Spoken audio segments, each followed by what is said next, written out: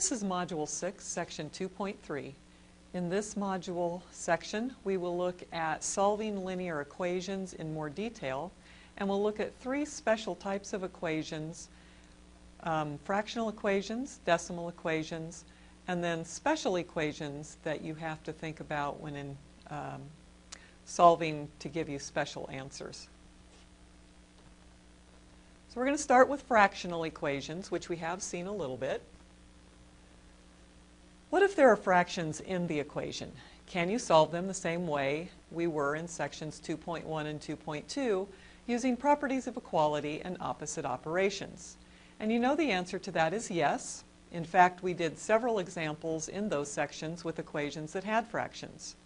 Here are a few more examples solving just using the basic properties of equality and opposite operations we talked about in section 2.1 and 2.2. 9y plus 1/2 equals 3/2. What we were doing in section 2.1 and 2.2 is we were trying to isolate our y value to get our solution. Now, whether the equation has fractions or decimals or integers, or regardless of what type of numbers, the goal is always the same: to get y by itself. So what we were doing in the previous sections is we were trying to isolate the y by, first of all, moving that positive 1/2 or plus 1/2 to the other side. The opposite of addition is subtraction, so if we subtract 1/2 from both sides, 1/2 minus 1/2 is 0. That leaves us with 9y on our left-hand side. Right-hand side, I like to do fraction work not in a column form, so I'm going to write it horizontally. Remember, to add or subtract fractions, you do need a common denominator, and you have that here. So we've got 3/2 minus 1/2. 3 minus 1 is 2 up in the numerator. So we've got 9y equals 2 over 2. 2 over 2 is 1. And if we bring that up here, we've got 9y is equal to 1. Isolate the y by getting rid of the 9. That 9 is being multiplied, so the opposite of multiplication is division. So let's divide that 9 out. 9 divided by 9 is 1. 1 times y leaves us with y, and we have y on our left-hand side. Right-hand side, 1/9, not a lot we can do with that, so we'll just leave that as our final answer. Y is equal to 1/9. All right, our second example, y over 5 minus 8 over 7 is equal to a negative 1/7. Again, our goal is going to be to isolate that y, so let's move that 8/7 to the other side by adding 8/7 to both sides. Negative 8/7 and positive 8/7 is 0, so now we're left with y over 5 is equal to negative 1/7 plus 8/7. We do have a common denominator on the right-hand side, so just do the math up top. Negative 1 plus 8 is 7, and so we have y over 5 is equal to 7 over 7. 7 over 7, of course, is 1, so now we have y over 5 is equal to 1. Need to isolate the y, so the opposite of division by 5 is multiplication of 5 to both sides. That's section 2.2. Those 5's cross-cancel out, or 5 divided by 5 is 1. 1 times y is y, and our right-hand side, 1 times 5, is a final answer of 5.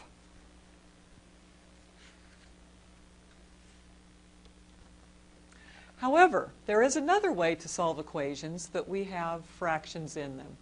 Clearing fractions out of the equation may be easier in the long run. So to clear fractions out of an equation before you solve it. Now again, this is not necessary, you don't have to, but as you get into more difficult problems, this method often is the easy way to go, and so we are going to look at it here. To clear fractions, your first step is to look at all of the denominators in the equation and determine the least common multiple, which is going to become the least common denominator.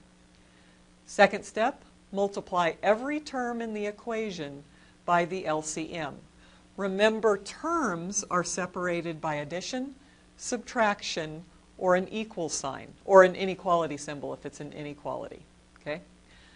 Step 3, cross-cancel the denominators. You now should have an equation without fractions because your denominator should completely cancel out, leaving you with denominators of 1, and anything divided by 1 is just whatever is up in the numerator. Now note, you may need to use the distributive property before clearing fractions. You can clear fractions without distributing first, but students seem to find that more confusing. And so we are always going to get rid of any grouping symbols before we clear fractions, simply because it seems to be easier for students. After you do those 3 steps, you can now solve the equation as before. So let's look at those same 2 examples that we just did without clearing fractions, and let's solve them again using the clear fraction method and see that we get the same answer, and we can compare what we did before with what we're doing here. So again, your first step is going to be look at that and see if there's any group symbols in there that you could clear out before you try to clear fractions. In both of these examples, there are no groupings, so distributive property is not applicable, but you always want to look for that first. Now the next thing you want to do, and I'm going to rewrite this simply because I like my fractions in more of a vertical form. Look at all of the denominators in the problem. We have a denominator of 2 here and a denominator of 2 here as well. And figure out what would be the least common multiple. If you were adding or subtracting those fractions and you had to get a least common denominator, what's the smallest number that both of those denominators would multiply into? Now in this case the answer is 2 because it's the same denominator. So the least common multiple in this case is 2. So after you figure out what your least common multiple would be, in this case it's 2, we are going to multiply each and every term by that least common multiple. Now this equation has 3 terms. Remember, terms are separated by addition, subtraction, an equal sign, or an inequality symbol. So we have 3 terms. We've got the 9y term, we've got the 1/2 term, and we've got the 3/2 term on the right-hand side of the equation. So we're going to take each of those and we are going to multiply each of those by our least common multiple, which is 2. So 9y times 2 plus 1/2 times 2 is equal to 3/2 times 2. Recognize that those 2's can be written as a fraction by putting them over 1, if that makes more sense to you in those fraction steps. Now you simply do the math.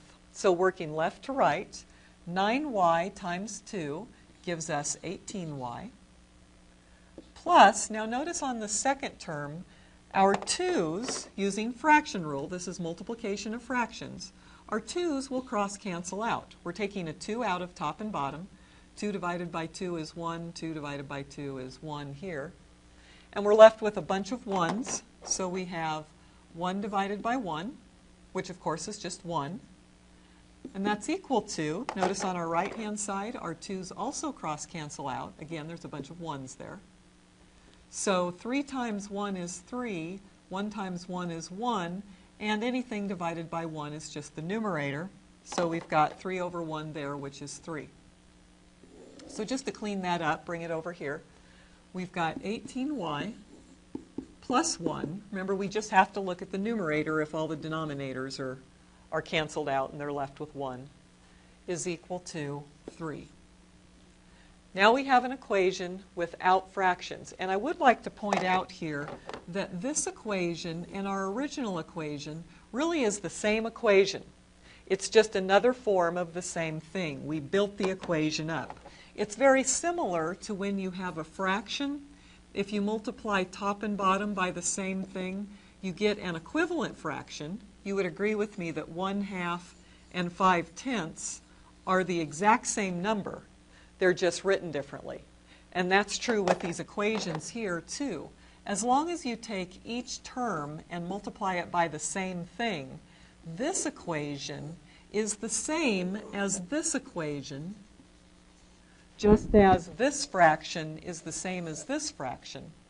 It's just written in another manner. Okay, so it's the same equation. You have not changed the problem. You've just cleared the fractions out of it. And to prove that, we're now going to solve this, and we should get the same answer that we got earlier in this module when we did the problem leaving the fractions in. All right, so 18y plus 1 equals 3. We're trying to solve for y, so subtract 1 from both sides. Now we have 18y is equal to 3 minus 1, which is 2. Divide both sides by 18 to isolate the y. And y is equal to 2/18, which if you reduce that fraction, if you divide top and bottom by 2, gives you a final answer of 1/9, which is the exact same answer we got when we did the problem on an earlier slide without clearing fractions. Okay, so let's do this second example. We've got y over 5 minus 8 over 7 is equal to negative 1 over 7. All right, looking at all of the denominators, we've got a 5, we've got a 7, and we've got a 7. What is the least common multiple, or if you want to think about it as least common denominator, it's similar. What is the least common multiple of 5 and 7 and 7? Well, the smallest number that all three of those will multiply into is 35. So what we're going to do with that 35 is we are going to multiply each and every term by 35. Multiply each and every term by 35. Excuse me.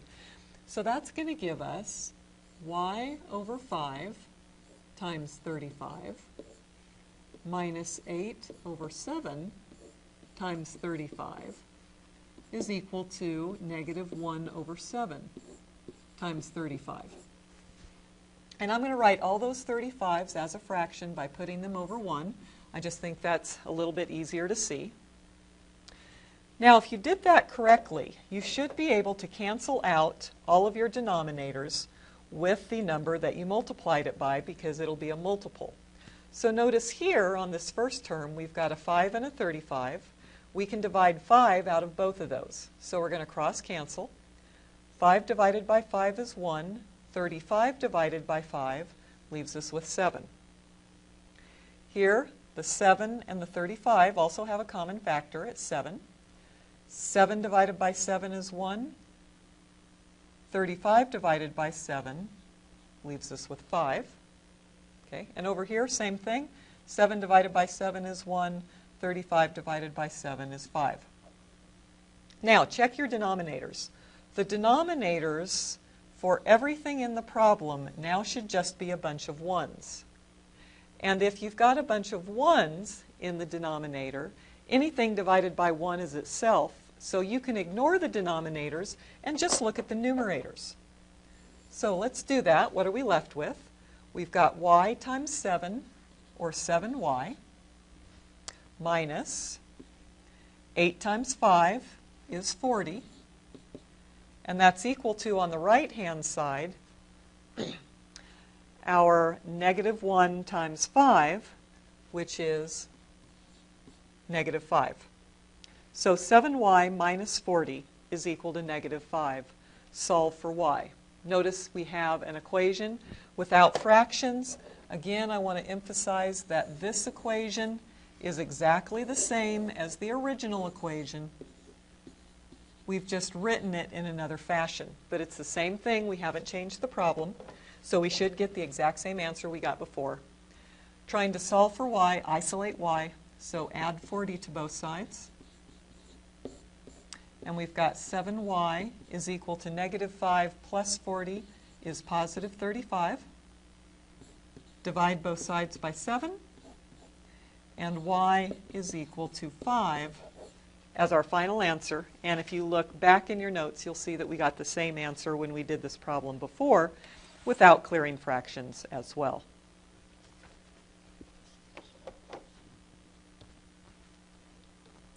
All right, let's look at these two examples then. This top example, 3t minus 5, that quantity divided by 5, plus 1 divided by 2, or 1/2, is equal to negative 19/2. I'm going to rewrite that just to make it a little clearer. Notice that this whole group is being divided by 5. So to write it in a more vertical fashion, that would be 3t minus 5, that whole group divided by 5, okay? Plus 1 over 2 is equal to negative 19/2. Notice that this first quantity is all one term. Now you might say, well, Lisa, you said if there's subtraction in there, those are two separate terms. There are two terms in the numerator, but notice that the entire numerator is being divided by 5. Because that entire numerator is being divided by 5, that is a single term. So there's 3 terms in this problem. There's this big term here, there's the 1/2, and then there's the negative 19/2. So looking at the denominator, okay, we've got a 5, a 2, and a 2. So we're interested in what is the least common multiple of 5, 2, and 2. And the least common multiple of 5 and 2 is 10. So we're going to multiply each and every one of those terms in the equation by 10. So that would give us 10 times 3t, sorry about that, hang on. Well, that doesn't want to go away, so I guess I'll just scribble it out.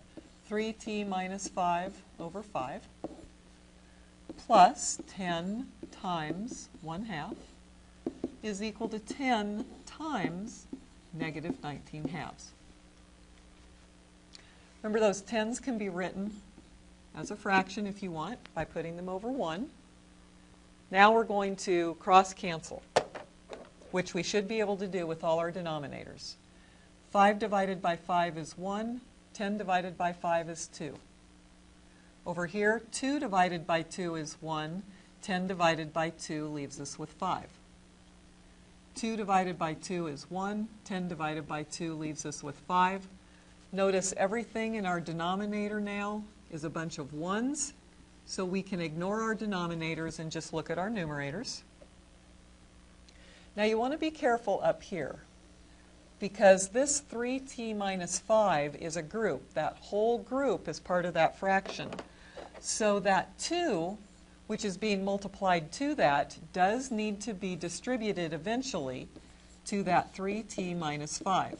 So if you're writing everything step by step, make sure that you recognize that that 2 that's left after we cross-cancel needs to multiply to that entire group, or that entire numerator, 3t minus 5. Okay. Plus 5 times 1 is equal to 5 times negative 19 after we get rid of the denominators. All right, so let's bring that up here and clean that up. Here I'm going to distribute that 2, and that's going to give me 6t minus 10 plus 5 times 1 is 5 is equal to 5 times negative 19, which is a negative 95. We now have an equation without fractions, so we're going to go ahead and solve as before. Remember, you can combine like terms on the same side. So we've got 6t, negative 10 and plus 5 leaves us with a negative 5 is equal to negative 95. Add 5 to both sides. We've got 6t is equal to negative 95 plus 5 is negative 90. And to isolate the t, we need to divide out the 6, which is being multiplied.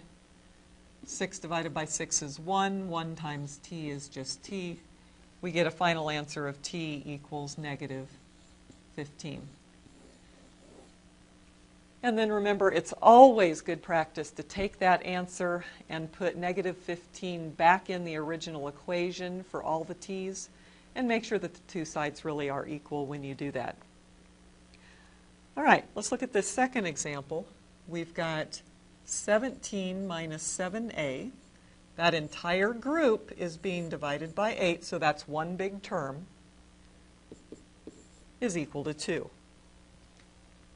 Okay, there's only one denominator in this problem other than understood ones. And so by default, the least common multiple has to be 8 because that's the only denominator in the problem.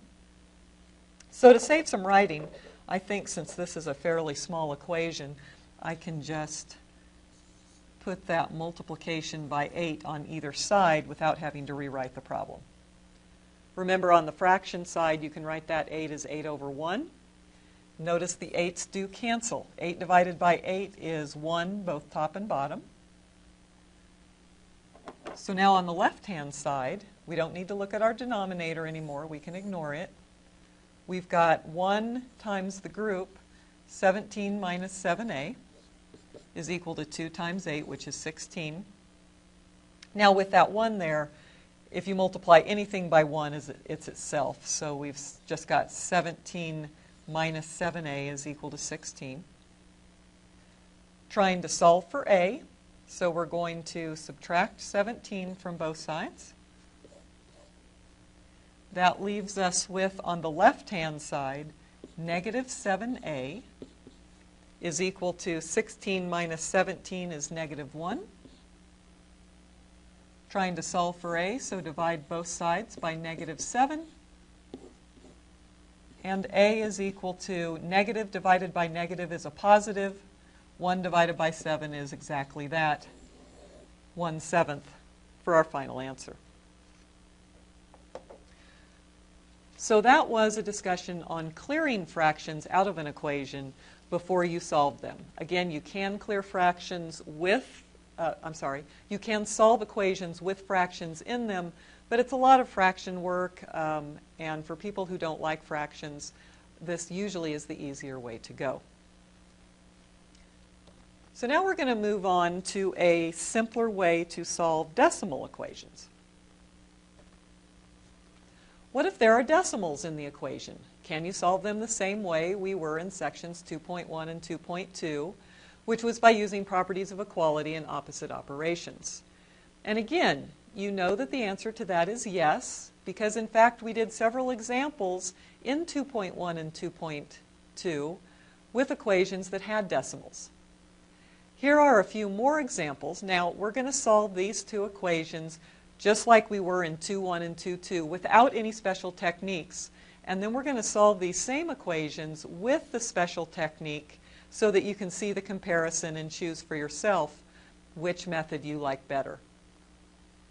All right, so if we just use just basic properties of equality and opposite operations, to solve this first equation for x, we would distribute our 0.07 through that group and get rid of our parentheses.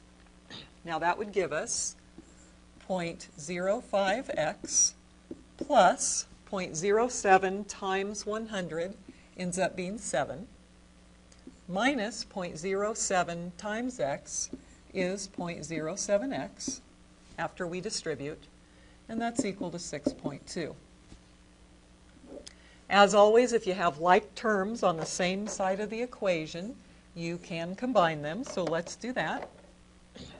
We've got a positive 0.05x and a negative 0.07x. If you add those two together, you're left with a negative 0.02x, and then the plus 7 is there as well, since that was an unlike term, is equal to 6.2.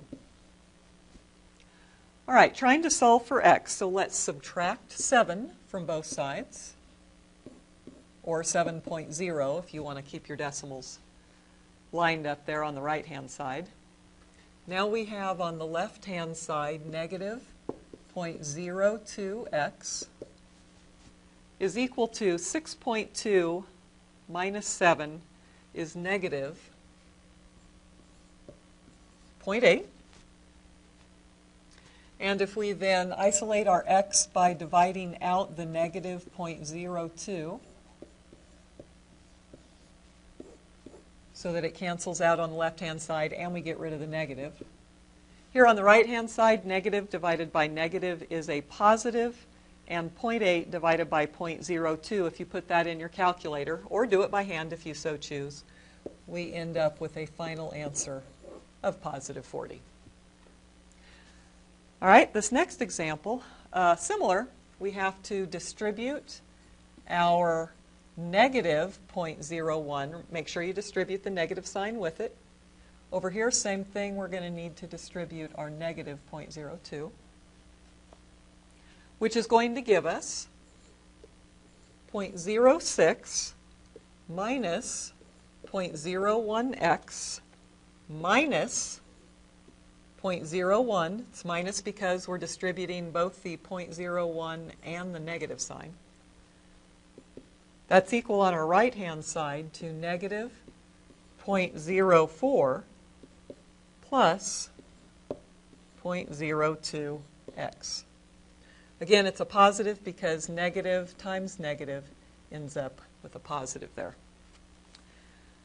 All right, so combine like terms, if there are any, on the same side of the equal sign, and notice there are like constants over here. So we've got 0.06 minus 0.01 leaves us with a positive 0.05. Then minus 0.01x, since that's an unlike term, is equal to, over here, negative 0.04 plus 0.02x. We couldn't simplify the right-hand side because those are unlike terms. All right, so let's get our x's on our left-hand side, our constants on the right. So I'm going to subtract 0.05 from both sides, which will cancel it out on my left-hand side. And to save some space, because I'm running out of room here, I'm also going to move my x in the same step. So I want to move my x terms to the left-hand side. So I'm going to, I'll do it in a different color, I'm going to subtract 0.02x from both sides in red, which is going to remove it from the right-hand side. All right, now that's going to leave us with, on our left-hand side, if you do this math right here, negative 0.01 minus 0.02 is negative 0.03x on our left-hand side. And our right-hand side, we've got negative 0.04 minus 0.05 is a total of negative 0.09. All right, so now we just have to bring this up here so we can see it better. We've got negative 0.03x is equal to negative 0.09. We're going to divide both sides by 0.03, which will cancel it out on the left-hand side.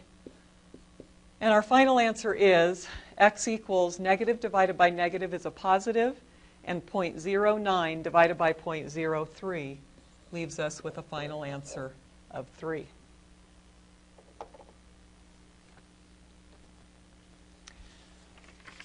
All right, however, there is another way to solve equations that have decimals in them. Clearing decimals out of the equation may be easier in the long run, very similar to the fraction work that we were doing. It's not necessary to clear decimals, obviously, because we just did 2 examples. You can solve the equations with decimals in them. But if you want to, you can clear decimals out of the equation, just like we cleared fractions, and get an equation without decimals if that's something you prefer to do. So to clear decimals out of an equation before you solve it. First step, look at all the decimals in the equation and determine the place value furthest to the right on every term. Second step, multiply every term in the equation by the appropriate multiple of 10 that would clear all the decimals. And when we do examples, you'll see what that means. Note that you may need to use the distributive property before you clear decimals to get rid of any groups. And again, just like with fractions, you don't have to clear out any groupings, but students seem to find it easier if they do before clearing fractions because there's some subtleties you have to watch out for if you leave groups in your equation. And then you should be able to solve the equation as before. So we're going to use those same two examples that we just solved with decimals. We're going to clear the decimals out and show you that we do get the same answer. Okay, so 0.05x plus 0.07 times that quantity equals 6.2. I'm going to choose to get rid of that group before I do anything else by distributing that 0.07. So this first step is exactly the same as what we did before. We're going to get rid of the group. So we've got 0.05x plus, 0.07 times 100 is 7, minus 0.07x, after we distribute, is equal to 6.2. All right, now that I've gotten rid of my groupings, now I want to clear my decimals, make those into nice integer numbers. So look at each of the terms. Okay, this first term goes 2 past, or 2 to the right of the decimal point. This 7 doesn't extend any past the decimal point. Remember, there's an understood decimal point after that 7. This third term extends 2 places past the decimal point, or tenths, hundredths. And this term on the right-hand side only extends 1 decimal point to the right, or to the tenths. Now you're looking for the maximum amount that the number extends to the right of the decimal. So in this case, both the first term and the third term go into the hundredths position. So to clear that out, we're going to need to multiply each and every term by 100. Okay, that's the appropriate multiple of 10. You would agree if you have any type of hundredths problem, if you change those decimals into fractions, to clear that out, okay, whether this is 10 hundredths or 7 hundredths or whatever, to clear that decimal, you'd have to multiply by 100, because then that would cross-cancel out. So that's equivalent to this. This extends to the hundredths position, so to clear that, you're going to have to multiply it by 100. So we're going to multiply each of those terms by 100. So we've got 100 times 0.05x plus 100 times 7 minus 100 times 0.07x is equal to 100 times 6.2. Now, occasionally students will ask, well, why do I have to, for example, multiply that 7 by 100? Because I don't need to clear a decimal out of there. The answer is, just like with any type of algebra, what you do to one thing, you have to do to everything, or you make it a different problem. So even though this 7, for example, doesn't have a decimal to clear, you still have to multiply it by 100 if you're multiplying any of the other terms by 100. What you do to one, you have to do to all. Okay, now multiplication of 100, if you think back to your pre-algebra days, simply moves a decimal point 2 places to the right. Okay, and you can try that on your calculator if you're not confident that that's true. The decimal will move 2 places to the right if you multiply it by 100. If you multiplied it by 10, it would move 1 place to the right. If you multiplied a decimal by 1,000, it would move 3 places to the right. So it'll move the same number of places as the number of zeros in your multiple of 10. Okay, so 100 times 0.05x leaves you with 5x after you move that decimal. Plus 100 times 7 is 700.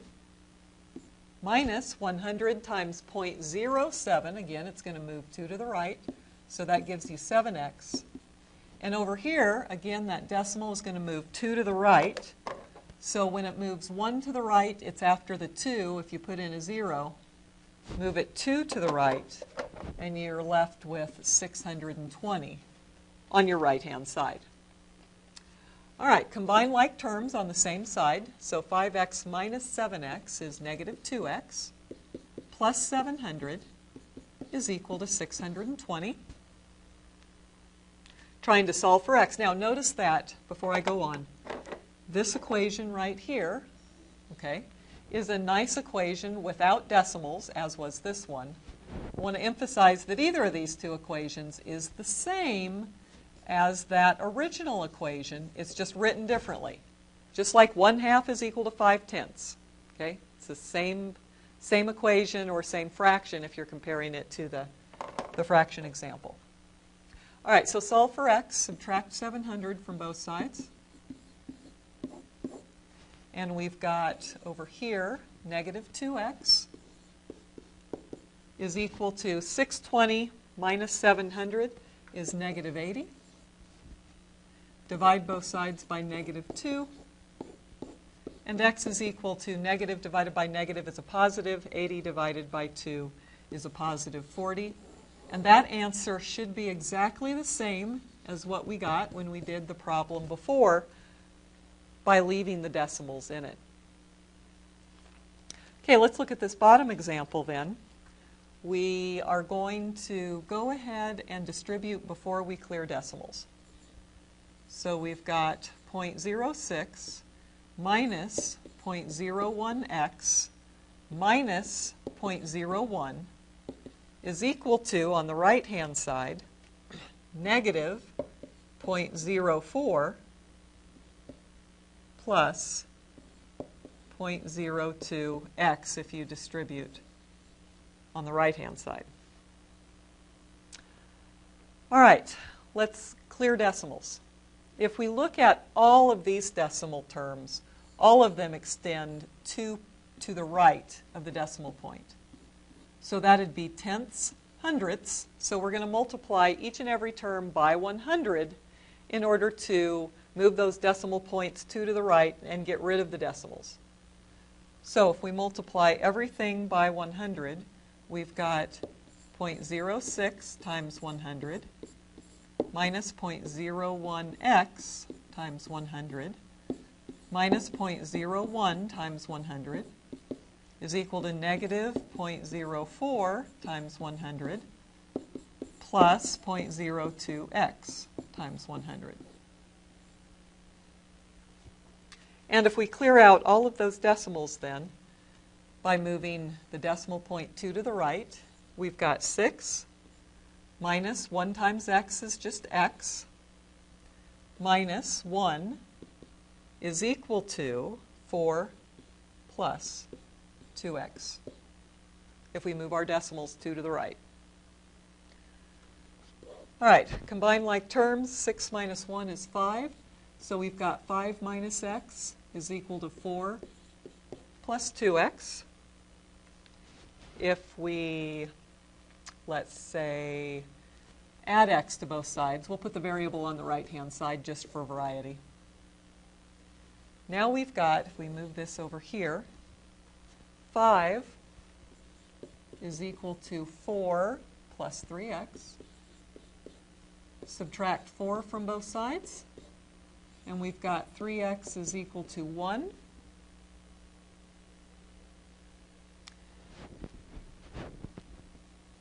And let's see here.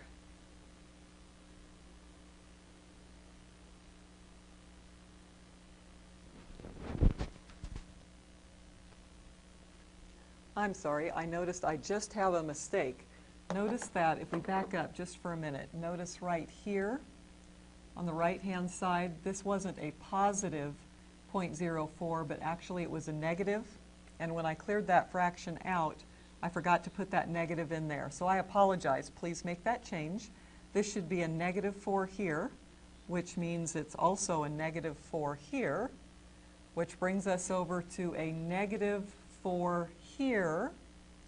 And so to get rid of that negative 4, instead of subtracting 4 from both sides in this step, we're going to have to add 4 to both sides. Now what that's going to give us here is 5 plus 4 is 9, not 1. So now we've got 9 equals 3 times x. Divide both sides by 3. I apologize for that mistake. And over here, 9 divided by 3 is 3, and we get x is equal to 3, which should be the same answer we got when we did it before. Again, sorry for that mistake. I'm sure you all caught it before I did. But I could see I wasn't getting the same answer that we got before, and I knew that we should. All right, so let's look then at a couple of new examples just for practice. We are going to clear decimals. Remember, you can solve them without clearing decimals, but we are going to go ahead and clear them just for practice sake. All right, so in this top example, there are no parentheses or groups to get rid of. So notice that this term goes to the 10th position, as does this term, as does this. Okay, so to clear all those out, we don't need to multiply by 100, but rather multiplying by 10 will be sufficient. So we're going to multiply each and every one of those terms by 10, which will move the decimal 1 to the right, but that's all we need. So multiply each by 10. That will move each of these decimals 1 to the right. So we've got 7x minus 23 is equal to 5. Solve for x. So we're going to add 23 to both sides. We've got 7x equals 28. Divide both sides by 7. And x is equal to 4 for our final answer. All right, let's look at this example. Let's do this multiplication step first. If you take 0.06 and you multiply it by 30, you can do that on your calculator. That, I believe, gives you a positive 1.8. We've got 0.04 on the left-hand side and 9.8 on the right. All right, look at the number of place values we're looking at. We've got hundredths in that first problem, tenths here and tenths here. The largest of those three in terms of multiples of 10 is 100. So we're going to have to multiply everything by 100 to get all of the terms to clear fractions out. So we're going to multiply everything by 100. And I'm just going to put that in here to save myself some writing. Multiply each time by 100. That's going to move all those decimals 2 to the right. If you don't have 2 decimals, then you'll have to put in a placeholder 0. Okay, 1 and 2 to the right, which gives us then 4 plus 180 is equal to 980. And also notice on this problem, there's nothing to solve for because the x apparently didn't get put in when I typed this slide up. So let's put an x in so we have something to solve for. We'll just attach the x to the 0.04. Okay? So let's make that 0.04x, which in turn makes this 0.04x, which in turn makes this first term 4x, not just 4. Now we have something to solve for. All right, so solve for x. We're going to subtract 180 from both sides. And we've got 4x is equal to 980 minus 180 is 800. Bring that up here. Solve for x by dividing both sides by a positive 4. And 800 divided by 4 is 200.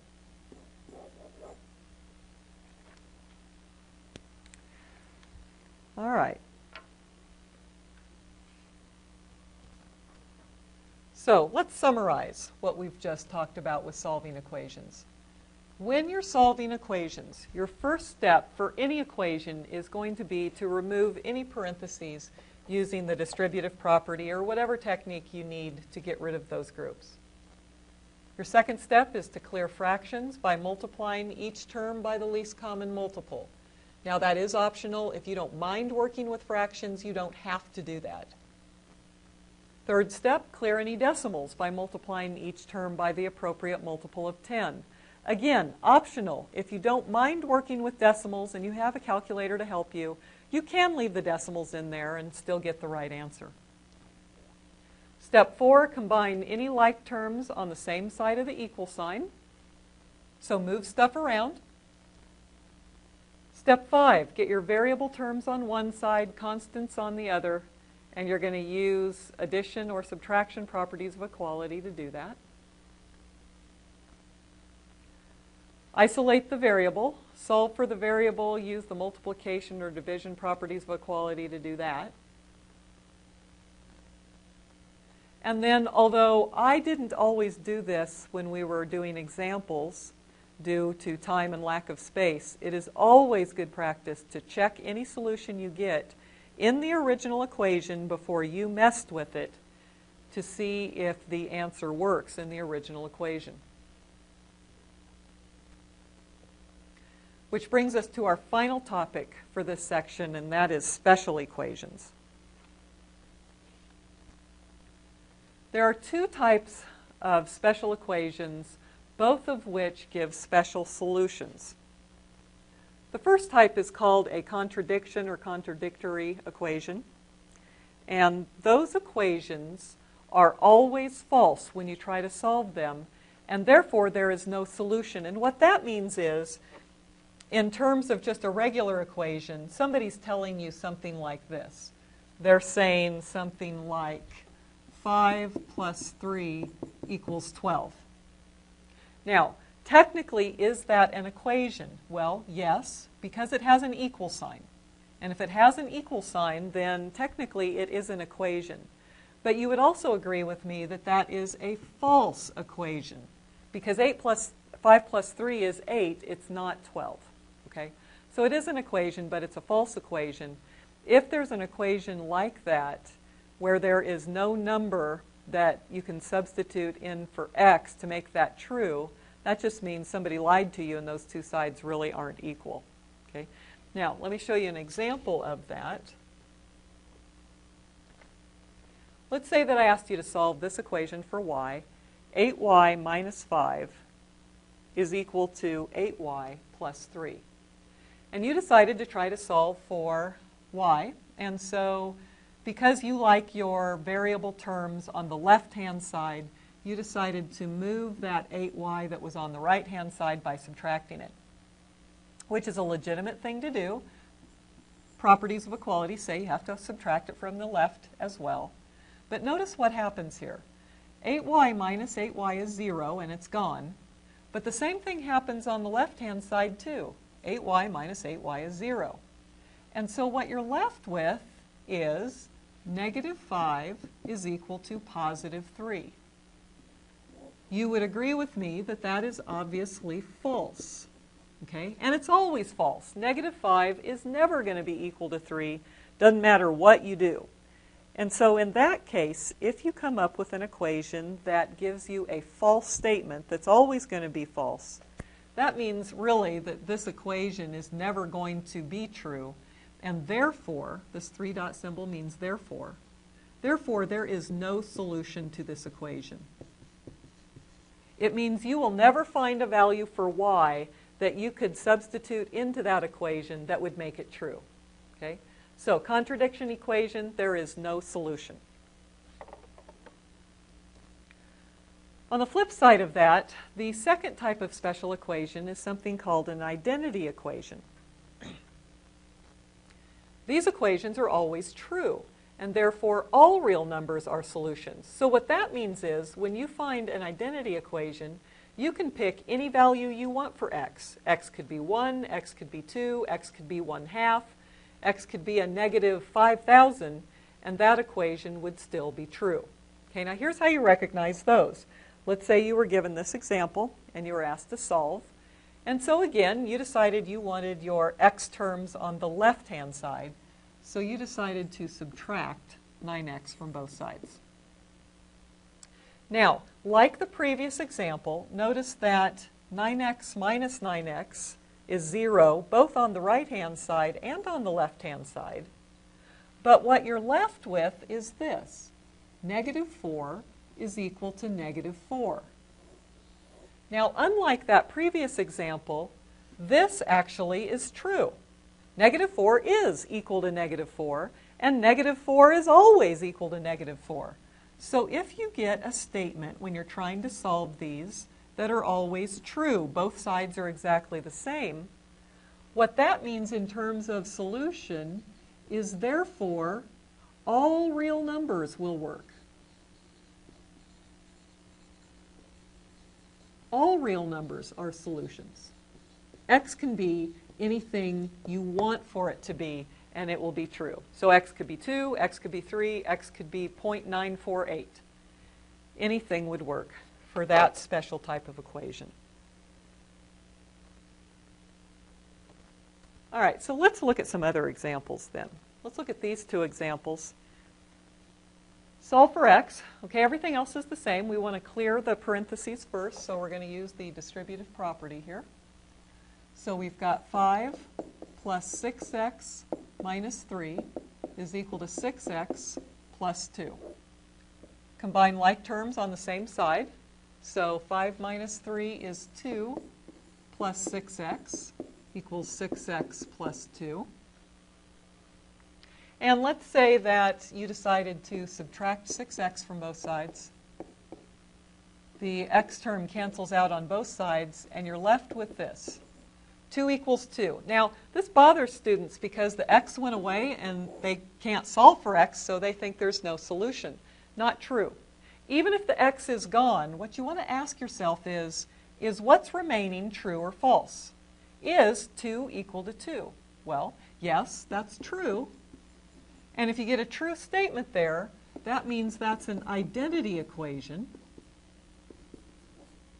And in turn, what that means is the solution is any number you want to pick.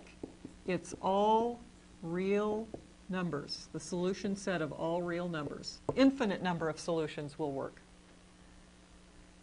All right, let's look at this example down here. Distribute the 4, and you've got 1 plus 8 plus 4x equals 7x. Now be careful here, you're distributing a minus 3. Minus 3x minus 3 and minus 2 is a positive 6. Combine like terms on the same side of the equation. So we've got 9 plus 4x on our left. Here we've got some like terms too. 7x minus 3x is 4x plus 6. Let's say that you decided to subtract 4x from both sides, and you come down to 9 equals 6. Now again, the variable ended up canceling out, but that's not what's important. What's important is, what does this say with what's left? Is 9 equal to 6? And the answer is no, that's false. And it's always false. So what that means is you have a contradiction equation. In terms of solution, therefore, there is no solution. It's a false equality.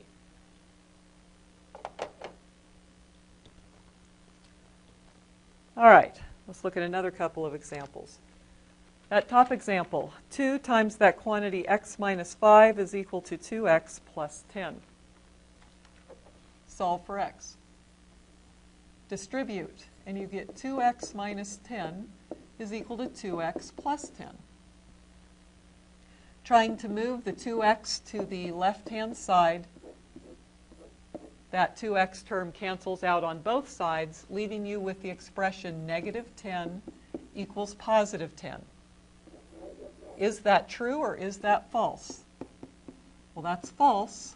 Therefore, that's a contradiction equation, and there is no solution. Over here, distribute the negative 5. Negative 5 times 4 is negative 20y. Negative 5 times negative 3 is a positive 15. Then there's that plus 2 there, is equal to negative 20y plus 17. Combine any like terms that are on the same side of the equal sign. So we've got negative 20y plus 17 is equal to negative 20y plus 17. Let's say you decided to move the 20y, so you added 20y to both sides, which does end up canceling out on both sides. So now you've got left 17 equals 17.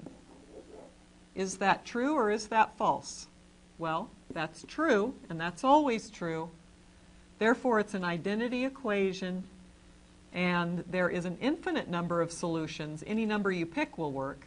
So the solution is the set of all real numbers.